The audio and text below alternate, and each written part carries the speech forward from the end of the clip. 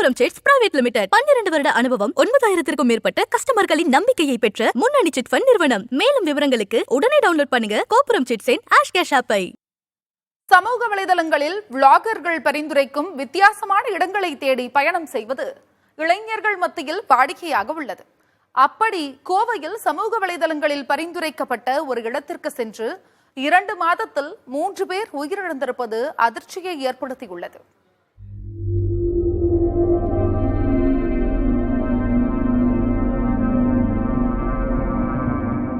ஒரு இருசக்கர வாகனமும் கையில் கொஞ்சம் பணமும் இருந்தால் போதும், தனியாக பயணத்தை தொடங்கி விடுகிறார்கள் இன்றைய காலகட்ட இளைஞர்கள். அவர்களுக்காகவே சமூக வலைதளங்களில் விளாகர்களும் பெருகிவிட்டனர். புது புது இடங்கள் குறித்து வீடியோ வெளியிடும் விளாகர்கள் சுற்றுலா விரும்பிகளுக்கும் அதனை பரிந்துரைக்கின்றனர்.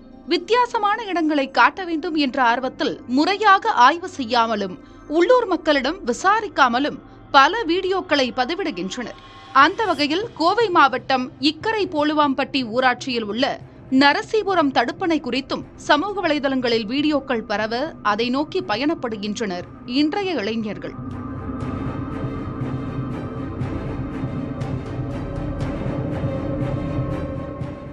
மேற்கு தொடர்ச்சி மலை அடிவாரத்தில் வனப்பகுதியை ஒட்டி அமைந்துள்ளது நரசீபுரம் தடுப்பணை.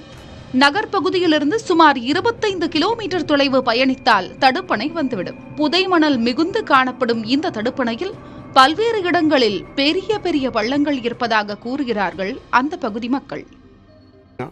அதனால் அந்த இடத்துல குழி இருக்குங்க, ஒரு 4 ஆள் குழிக்கு மேலே இருக்குங்க. இவ்வளோ வளர்த்தி இருக்கு, இந்த போஸ்ட் மரத்து வளர்த்தி இருக்குதுங்க. இங்கேருந்து மேலே அப்படியே வந்து அழகாக குளிச்சுட்டு போனால் நல்லா இருக்குங்க. போய் குதிக்கிறாங்க, மேலே ஏறி அந்த பக்கத்தில் ஓடை இருக்குது, அந்த ஓடையிலேருந்து குளிக்கிறாங்க.